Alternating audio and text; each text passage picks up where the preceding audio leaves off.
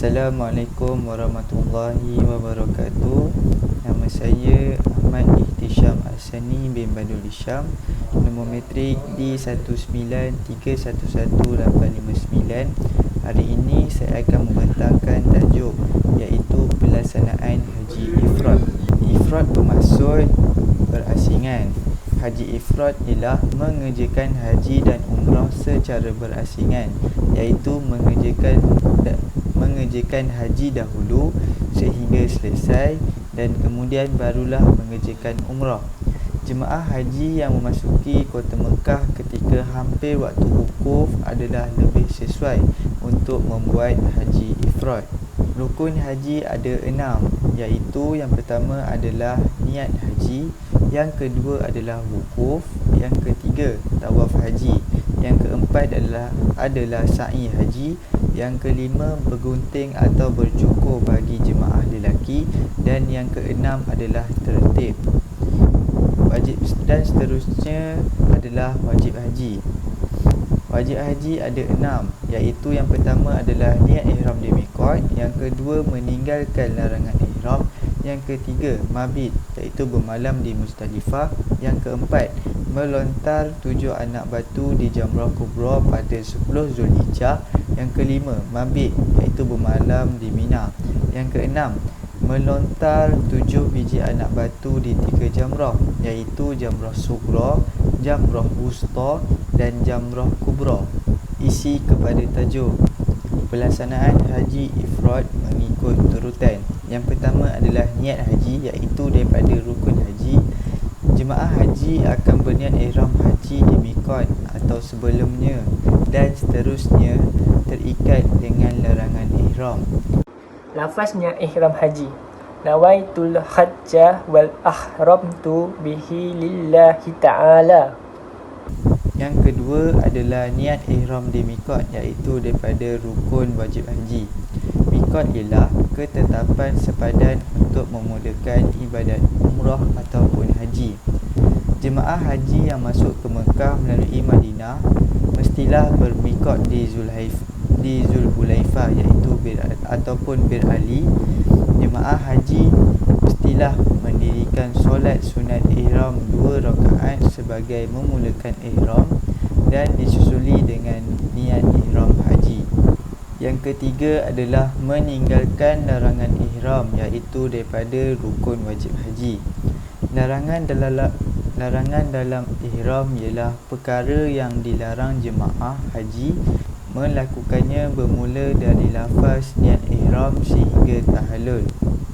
Bagi pakaian jemaah haji lelaki, dilarang memakai pakaian bersarung, berjahit, bercantum seperti seluar, baju kemeja, stokin, kasut yang menutupi jari-jari kaki dan tumit, kain pelikat yang berjahit dan sebagainya. Seterusnya dilarang juga menutup kepala atau sebahagian daripadanya dengan menggunakan songkok, kopiah, serban dan sebagainya. Bagi pakaian untuk jemaah haji perempuan yang dilarang semasa melakukan ihram adalah yang pertama adalah dilarang menutup muka dan tapak tangan. Selain itu, dilarang juga memakai sarung tangan. Dan seterusnya adalah wangian. Dilarang memakai wangi-wangian sama ada di badan, makanan, minuman atau menghidunya ke dalam hidung. Dilarang juga memakai minyak di kepala ataupun janggut. Seterusnya adalah kecantikan. Dilarang juga menanggalkan rambut atau bulu dari mana-mana anggota badan dan juga dilarang memotong kuku. Dan selepas itu adalah alam sekitar. Dilarang memotong, menebang, mengerat, mematahkan atau mencabut pokok-pokok yang berada di tanah haram. Dilarang juga memburu, menembak atau menangkap binatang buruan darat yang halal dimakan. Yang terakhir adalah hubungan kelamin. Berkahwin, mengahwinkan atau menerima wakil kahwin, melakukan muqaddimah persetubuhan, Yang keempat adalah tawaf haji, iaitu daripada rukun haji. Tawaf kudum iaitu mengelilingi Baitullah sebanyak 7 kali. Lafaz niat tawaf kudum adalah seperti berikut. Allahumma inni uridu tawafa baitikal harami sab'ata ashwatin tawafal kudumi lillahi ta'ala. Yang kelima adalah berwukuf di Arafah, iaitu daripada rukun haji. Para jemaah haji mestilah berada di padang Arafah walaupun sekejap di antara gelincir matahari 9 Zulhijjah hingga terbit fajar 10 Zulhijjah. Yang keenam adalah mabit di Muzdalifah, iaitu daripada rukun wajib haji. Maksud Muzdalifah adalah tempat antara Arafah dan Mina. Waktu mabit bermula daripada selepas tengah malam 10 Zulhijjah sebelum terbit fajar. Para jemaah juga sunat mengutip 7 biji anak batu untuk melontar jamrah kubra pada 10 Zulhijjah. Yang ketujuh, melontar anak batu di jamrah kubra, iaitu daripada rukun wajib haji. Selepas tengah malam pada 10 Zulhijjah hingga terbenam pada 13 Zulhijjah. Yang keempat, bergunting atau bercukur, iaitu daripada rukun haji. Semasa bertahallul awal, para jemaah haji mestilah bercukur atau menggunting rambut sekurang-kurangnya 3 helai bagi lelaki, tetapi lebih afdal bercukur semuanya sekali. Bagi wanita pula, ia memadai menggunting rambut sahaja. Yang kesembilan adalah bermalam di Mina, iaitu daripada rukun wajib haji. Pada hari-hari tasyrik, iaitu 11, 12, 13 Zulhijjah, dengan menghidupkan ibadat sunat seperti solat duha, solat tasbih, solat hajat dan solat tahajud pada sebelah malam. Nafar awal, jemaah haji boleh meninggalkan Mina pada 12 Zulhijjah sebelum jatuh matahari dengan syarat, iaitu yang pertama adalah mereka telah menyempurnakan semua lontaran di ketiga-tiga jamrah bagi 2 hari tasyrik. Yang kedua adalah telah mabit di Mina 2 malam dengan sempurna. Yang ketiga, berniat nafar sebelum keluar dari Mina. Yang keempat, mereka tidak berazam untuk kembali mabit di Mina. Yang ke-10, melontar anak batu di 3 jamrah. Jemaah haji hendaklah melontar ke 3 jamrah, iaitu jamrah sughra, jamrah wusta dan jamrah kubra dengan 7 biji anak batu pada hari-hari tasyrik, iaitu 11, 12 Zulhijjah dari gelincir matahari hingga terbit fajar, dan 13 Zulhijjah dari gelincir matahari hingga terbenam matahari. Nafar Sani, meninggalkan Mina setelah selesai melontar jamrah pada 13 Zulhijjah. Yang ke-11 adalah tawaf haji, iaitu daripada rukun haji. Niat tawaf haji adalah seperti berikut. Allahumma inni uridu tawafa baitikal harami sab'ata ashwatin tawafal haji fasayassirhu li wa taqabbalhu minni lillahi ta'ala. Tawaf ifadah afdal dilakukan di belakang makam Ibrahim. Sekiranya tidak berkemampuan, boleh dilaksanakan di dalam Hijr Ismail atau di mana-mana tempat di dalam Masjidil Haram. Yang ke-12 adalah sa'i haji, iaitu daripada rukun haji. Maksud sa'i haji adalah berjalan berulang-alik dari Bukit Safa ke Marwah sebanyak 7 kali selepas tawaf. Yang terakhir adalah tertib, iaitu daripada rukun haji. Amalan terakhir sebelum meninggalkan ibad. Jemaah haji yang meninggalkan tawaf wada' tanpa uzur yang dibenarkan syarak akan dikenakan dam, iaitu tertib dan takbir. Jemaah haji juga dilarang melakukan apa-apa perbuatan selepas tawaf wada' sehingga sampai ke bangunan penginapan, kecuali keperluan musafir dan memenuhi hajat. Contohnya membuang air air, mandi, tukar pakaian dan sebagainya. Jemaah haji juga disyarat untuk segera kembali ke bangunan penginapan sebaik selesai tawaf wada. Nama saya Ahmadul Muttaqin Ali bin Januar Khairul Bakar, nombor metrik D193-12129. Haddatsana Yahya ibn Yahya At-Tamimi qala qara'tu ala Malikin an Ibn Shihab an Urwah an Aisyah radhiyallahu anha annaha qalat kharajna ma'a Rasulullah sallallahu alaihi wasallam amma hajjatil wada'i fa ahlalna bi umrati thumma qala Rasulullah sallallahu alaihi wasallam man kana ma'ahu hadyun falyuhillu bil hajji ma'al umrati thumma la yahillu hatta yahillu minhuma jami'a. Qalat faqadimtu Makkah wa ana haidun lam atuf bil baiti wala bayin as-safa wal marwati fashakawtu zalika ila Rasulullah sallallahu alaihi wasallam. Faqala in qudi ra'saki wamtashiti wa ahilli bil hajja wa da'il umrah. Faqalat fafa'altu falamma qadayna al hajja arsalani Rasulullah sallallahu alaihi wasallam ma'a Abdurrahman bin Abi Bakrin ila Tan'im fa'tamartu. Faqala hazi makanu umratiki fatafa allazina ahallu bil umrati bil baiti abis safa wal marwah summa hallu summa tafu tawafan akhar ba'da ar-raja'u min minna li hajjihim wa amma allazina kanu jama'ul hajja wal umrata fa innama tafu tawafan wahidan. Telah menceritakan kepada kami Yahya bin Yahya At-Tamimi, ia berkata, saya telah membacakan kepada Malik dari Ibn Shihab dari Urwah dari Aisyah radhiyallahu anha bahawa ia berkata, kami pergi menunaikan haji bersama-sama dengan Rasulullah sallallahu alaihi wasallam pada tahun Haji Wada. Lalu kami berihram untuk umrah.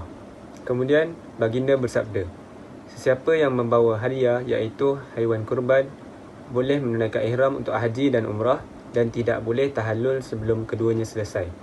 Aisyah berkata, setibanya aku di Mekah, kebetulan aku haid sehingga aku tidak tawaf di Baitullah dan tidak sa'i antara Safa dan Marwah.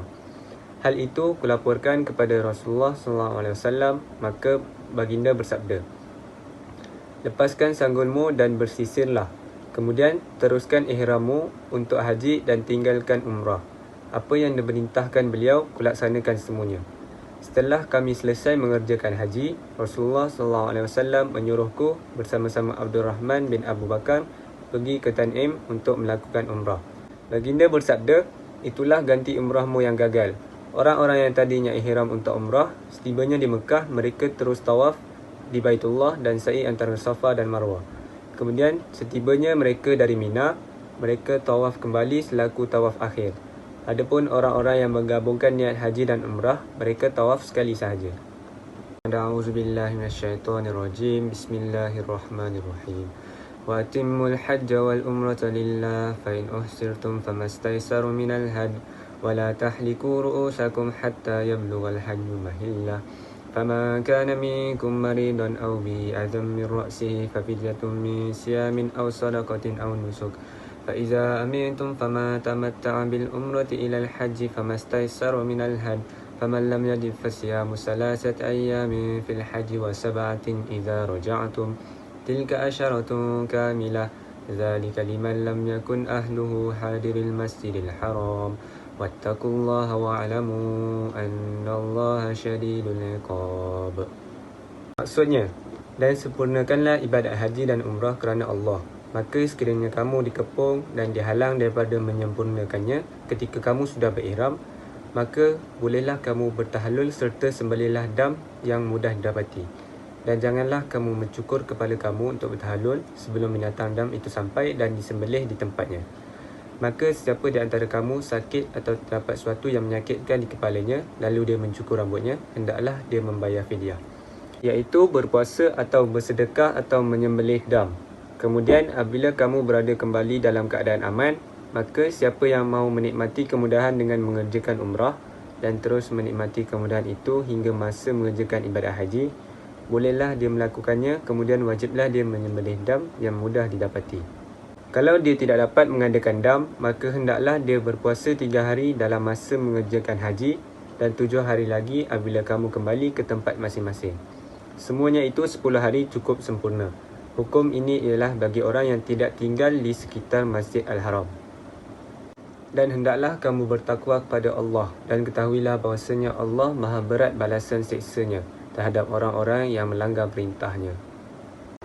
Assalamualaikum, nama saya Muhammad Daniel Shah bin Muhammad Shamil Choi. Nombor metrik di 19312-335. Di sini saya ingin membentangkan tentang pandangan fuqaha. Seperti mana yang telah disebutkan bahawa isu ikhtilaf dalam kalangan ulama mengenai suatu hukum adalah lumrah dan tidak mungkin dapat dielakkan kerana ianya merupakan sunnatullah. Justeru perbezaan itu adalah rahmat yang patut disyukuri, kerana dengan perbezaan pendapat maka akan banyak perkara dapat terungkap selagi ianya bertujuan mencari kebenaran dan bukan untuk mencari kekurangan dan kelemahan pihak lain. Isu perbezaan pendapat dalam kalangan ulama tidak mengecualikan imam 4 mazhab yang muktabar, iaitu Imam Syafi'i, Hanafi, Maliki dan Hambali.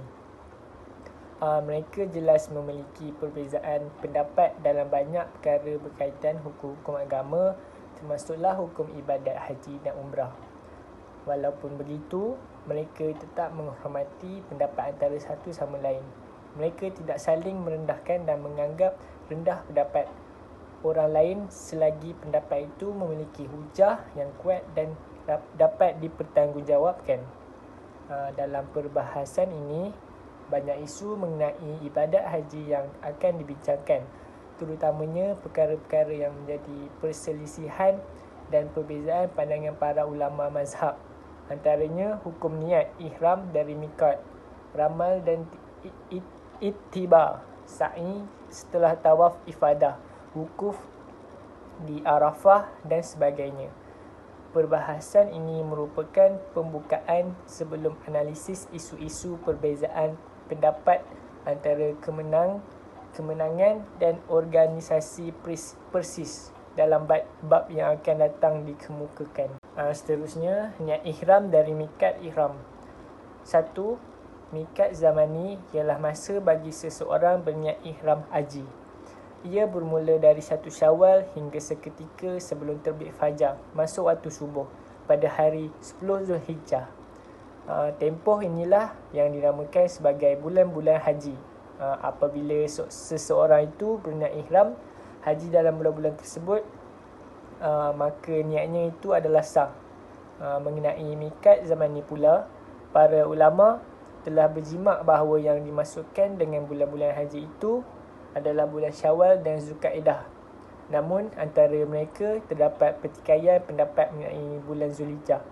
Ada 3 pendapat ulama dalam persoalan ini, iaitu pertama, seluruh bulan-bulan Syawal, yang kedua Zulkaidah, dan ketiga Zulhijjah. Itu 3 bulan penuh. Seterusnya, miqat makani yang berhubungan dengan 4.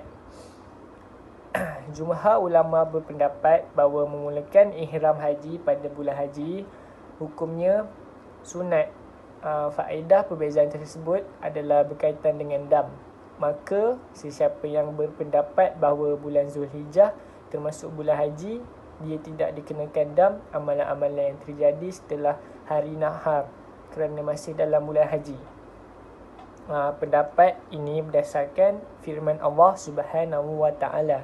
Artinya, dan sebutlah kamu akan Allah dengan takbir semasa mengerjakan haji dalam beberapa hari yang tertentu bilangannya. Kemudian, sesiapa yang segera meninggalkan Mina pada hari yang kedua, maka ia tidaklah berdosa, dan sesiapa yang melambatkan meninggalkan Mina, maka ia juga tidaklah berdosa. Ayat di atas menerangkan secara lengkap batas tarikh pelaksanaan ibadat haji hingga melontar 3 jamrah nafar tani pada 13 Zulhijjah. Dan apabila melakukan ihram haji sebelum waktunya, ada 3 pendapat menurut para ulama. Pertama, menurut Hanafiyah, Hanabilah, Al-Tawri dan Malikiyah, ihram hajinya sah tetapi hukumnya makruh. Seperti yang dijelaskan bahawa Maliki menghukumkan makruh apabila seseorang ihram sebelum sampai pada mikatnya atau ihram sebelum bulan-bulan haji. Seterusnya, mikat makani bagi haji ialah penentuan tempat untuk seseorang berniat ihram haji. Dari batas-batas inilah ia harus berihram. Jika ditinjau dari sudut geografi, umat Islam terbahagi kepada dua kelompok. Kelompok pertama adalah umat Islam yang tinggal di dalam wilayah kota suci Makkah atau tempat tinggalnya kurang dari batas mikat. Siapa saja yang tinggal di Makkah, mikat untuk pelaksanaan hajinya adalah dari Makkah itu sendiri. Ia boleh melaksanakan ihram dari rumahnya, tetapi lebih utama adalah dari masjid yang ada di sekitar rumahnya. Sesiapa yang tempat tinggalnya antara Makkah dan mikat, maka mikat makaninya adalah di daerah tempat tinggalnya itu, seperti penduduk kota Jeddah sekitar 75 km dari Makkah dan penduduk Basrah sekitar 45 km dari Makkah. Kelompok kedua disebut Al-Afaki, iaitu orang-orang yang bukan penduduk Mekah dan tempat tinggalnya di luar mikat.